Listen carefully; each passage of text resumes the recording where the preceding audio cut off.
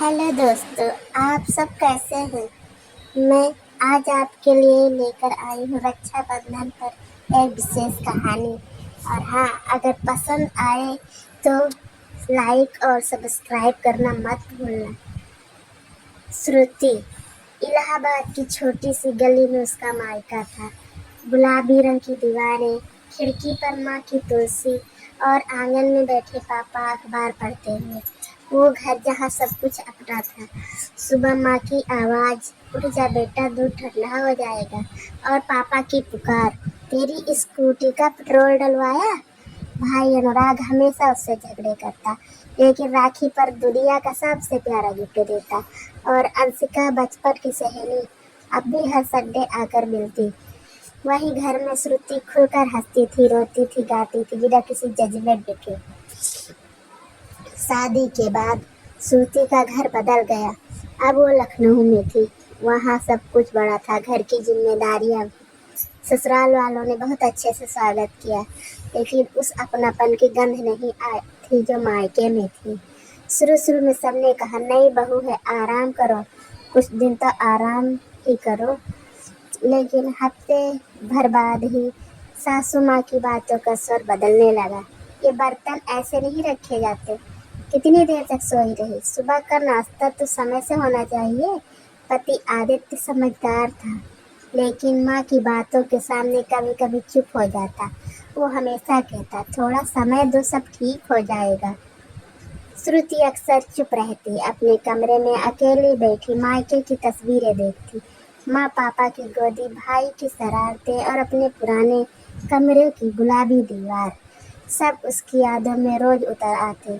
कभी कभी वे सोफे पर बैठकर बिना आवाज रो लेती।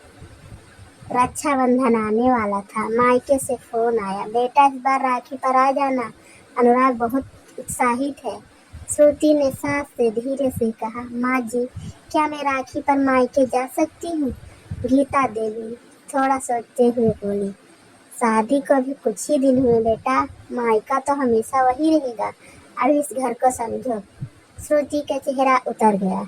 जब आदित्य से बात की तो वो बोला, माँ सही कहती है, अगले साल चलेंगे। एक दिन श्रुति रसोई में काम कर रही थी और अनजाने में दूध उबलकर नीचे गिर गया। गीता देवी की आवाज आई, इतनी लापरवाह हो, मायके में भी ऐसे ही करती हो क्या? बस यह बात तीर बनकर दिल में चुभ गई। रात को जब आदित्य ऑफिस से लौटा तो देखा श्रुति चुपचाप बैठी थी। क्या हुआ? उसने पूछा। श्रुति की आंखों में आंसू आ गए। मैं यहाँ बहू हूँ, पत्नी, गृहलक्ष्मी, सब कुछ, लेकिन श्रुति कहाँ हूँ? अगली सुबह सासू माँ चाय लेकर आए। बेटा बैठो, कुछ बात करनी है। गीता देवी ने पहली बार अपनी जिंदगी की कहानी सुनाई। जब मैं इस घर में आई थी तब यह सब नया था। मैं भी हर रात मायके को याद करती थी, और धीरे धीरे मैंने इस घर में रिश्ते बनाए, कुछ छोटों से, कुछ समय से। तुम्हारे जैसे मैंने भी सोचा था, क्या एक स्त्री को अपना सब कुछ छोड़ना ही पड़ता है? लेकिन मैं ये भी जानती हूँ, मायका एक जड़ है, ससुराल शाख। बिना जड़ के पेड़ नहीं उगता और बिना साग के फल नहीं लगता। श्रुति की आंखें भर आई। उसने धीरे से कहा, क्या मैं राखी पर चली जाऊँ? गीता देवी मुस्कुरा दी, जाओ बेटा, अपने मायके से रिश्ता कभी मत तोड़ना, वो तुम्हारी ताकत है, कमजोरी नहीं। जब श्रुति इलाहाबाद पहुंची, अनुराग दौड़कर गले लगाए। माँ ने आंचल फैलाकर कहा, आ गई मेरी रानी। पापा ने उसके सिर पर हाथ फेरा, बिटिया तेरे बिना घर कैसे ठहरा ठहरा था। श्रुति 2 दिन तक फिर से वही लड़की बन गई, जो बिंदास हंसती थी, मजाक करती थी और बेफिक्र रहती थी। लौटते वक्त माँ ने कहा, बेटा अब वो भी तेरा घर है और हम भी। जड़ और साख दोनों जरूरी है, तभी जीवन में फल लगता है। श्रुति मुस्कुराई। अब वो तैयार थी अपने 2 घरों को लेकर चलने के लिए। वो जान चुकी थी, मायका उसका अस्तित्व है, जहाँ उसकी पहचान बनी। ससुराल उसकी यात्रा है, जहाँ उसकी पहचान आगे बढ़ेगी।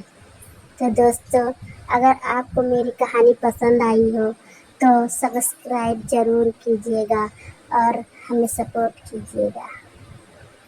अच्छी अच्छी कहानियाँ सुनने के लिए, प्रेरित कहानियाँ।